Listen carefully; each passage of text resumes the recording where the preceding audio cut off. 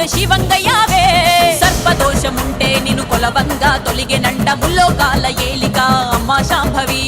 అమ్మే కాని ఆడబిడ్డల శోకం చూడు అంకాలమ్మ దయ చూసి ఓ నలుసుని దీవె